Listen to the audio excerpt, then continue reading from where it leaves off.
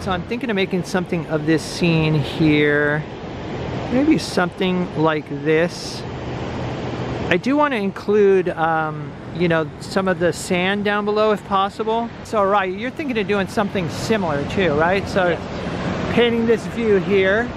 And are you going to include some of the sand as well, or not so much? I'm going to try to include some of the sand in the mid distance, sort of in between the waves and the white water on the inside. Gotcha. Okay. We're both working on 12 by 16s. You're toning with burnt sienna as usual? All right. And I've got the Anderson easel here. And as I mentioned, also working on a 12 by 16 panel.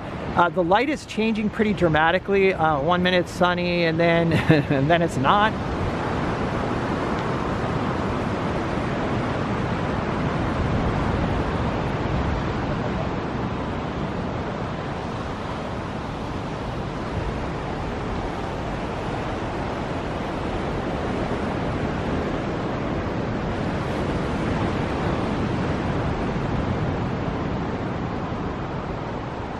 So here's the compositional idea. One thing I was sort of careful about is to make sure that, you know, this line wasn't right in the center of the panel. I mean, it's only slightly to the right. I don't think that's going to be a problem, but that was something I was looking at. I am going to include, you know, down here a bit of this sand. And what else?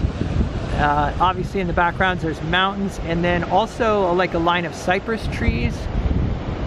Like way off in the distance, but that's all right. It helps me keep things simple if I can't see too much detail.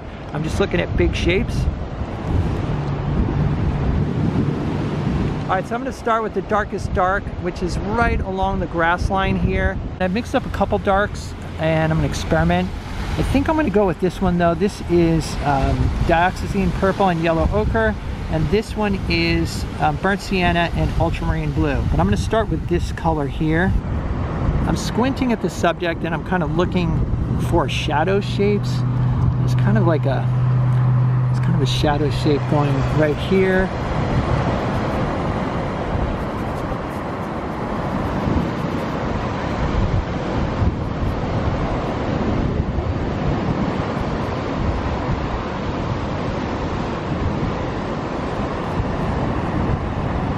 Ariah's got his composition worked out. The grass up along top here, like that. Yeah. You're doing kind of a zoomed in version too. Yeah, a little bit more zoomed in. Yeah, that's going to be very cool. I'm trying to keep the sketch simple. Yeah, yeah, for sure. Looks good. Thank you.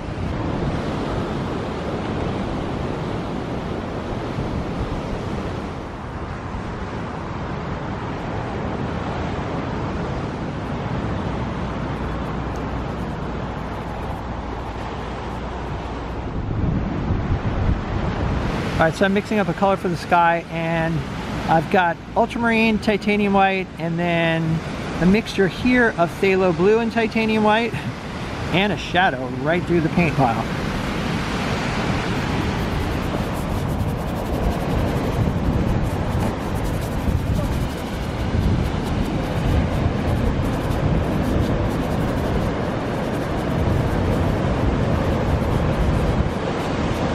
Alright, so I feel like the value's a little bit dark. I'm just adding some titanium white, liquid, just working into the existing paint, just lightening it up a bit.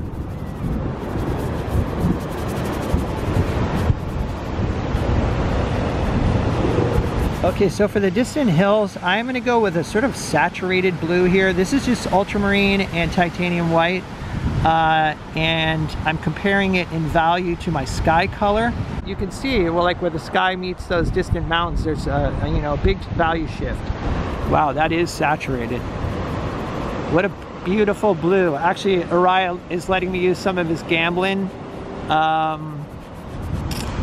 ultramarine. And this is going to be like cypress trees along here.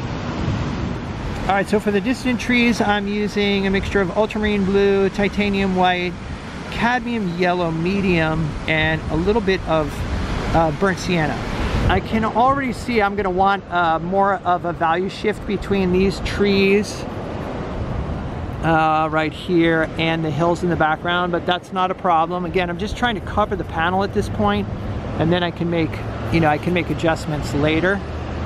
But being that everything in painting is relative, until I've got the panel covered, I can't really, you know, make decisions about values and color for that matter. At least, you know, accurate decisions.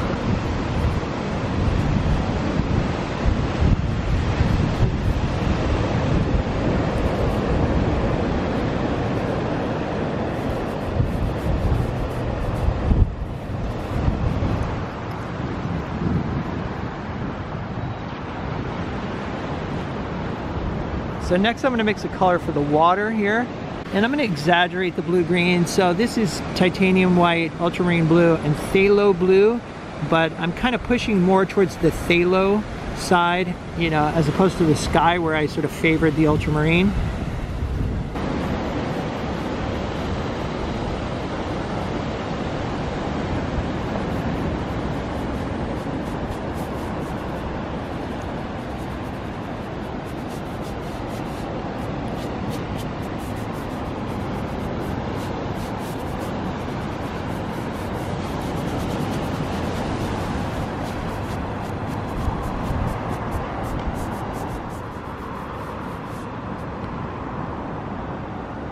All right, next I'm gonna mix a color for the sand, and I really wanna pay attention to the value because, you know, it's really easy to mix the color of the sand too light. But look at the value comparison. This white water is gonna be my lightest light, so I've gotta make it quite a bit darker. So I've got some titanium white here, which is the lightest value on my palette. I gotta make sure that it is darker in value than that. So I've got yellow ochre and titanium white. All right, I'm gonna gray it down with some dioxazine purple. And I'm adding a little bit of cadmium yellow medium because it was just starting to look a little too gray.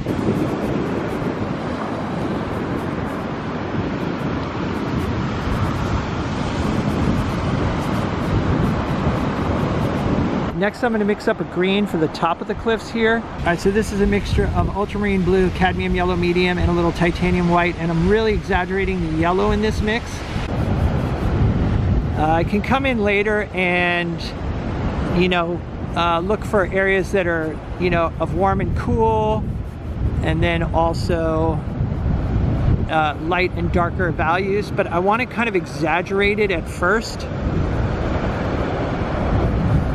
So I want to have a clear separation of the grass that's in the foreground and then these distant greens for these distant trees.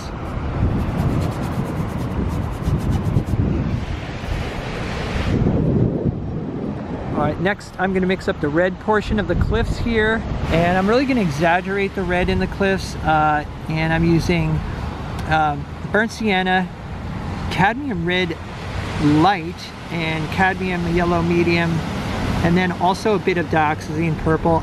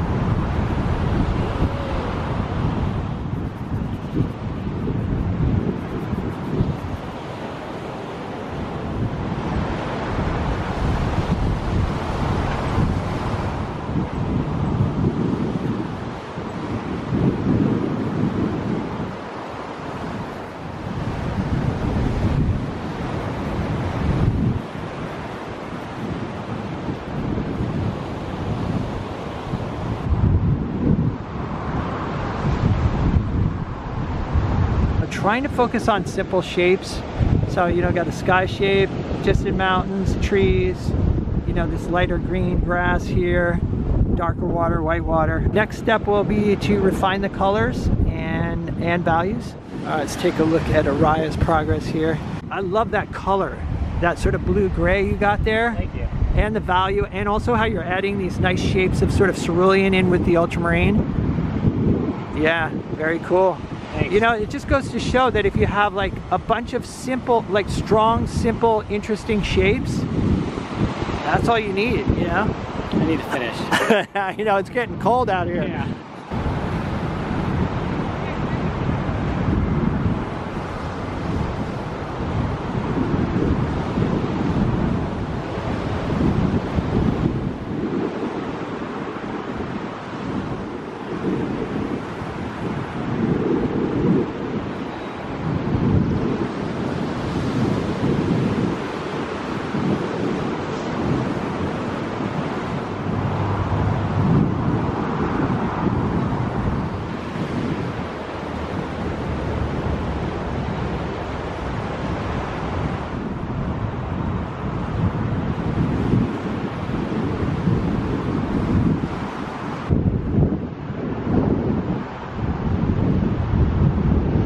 palette knife. Bust out the palette knife, just for measures. I love all that texture. I'm gonna get a close-up of that. Oh, and so you added those little, the buildings too? Yeah, I did add some of the buildings. Oh, yeah, buildings over there. Looks great, man, looks great. All right, so here's what I finished up with. And after scrubbing in approximate colors, I started using a synthetic brush, like a number 4 or 6 flat, to look for shifts in value and temperature. The light was constantly changing. At one point I saw some reddish purple out in the water and some little bits of, you know, viridian type color, so I quickly added those.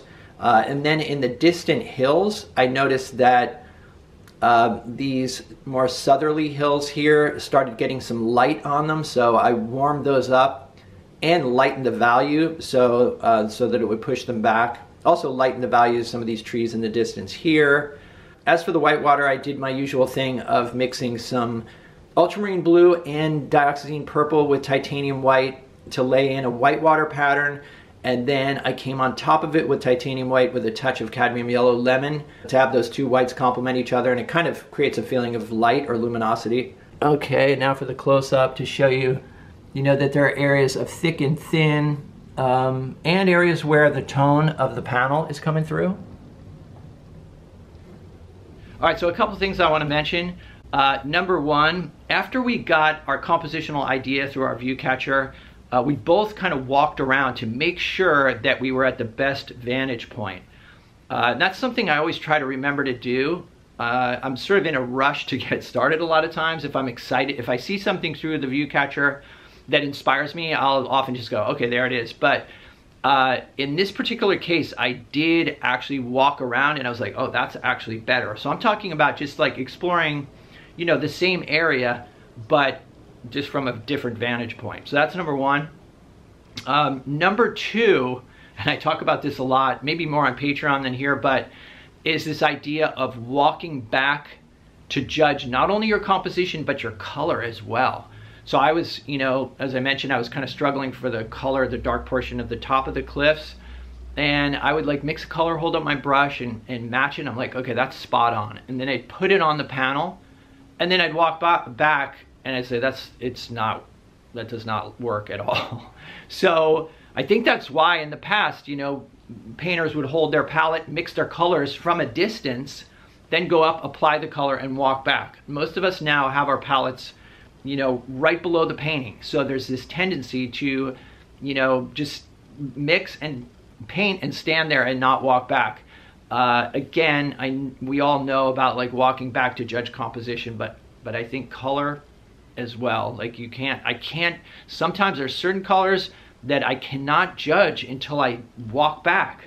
It's really strange, and the cliffs were one of those. So anyway, that's the other reminder.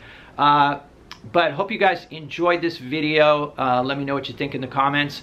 I will put a link to Araya's Instagram down below. Maybe he'll post his painting.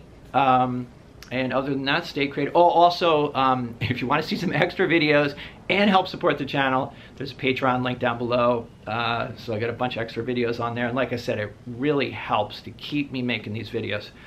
So if that sounds interesting, check it out. Other than that, stay creative, and I'll see you guys in the next video.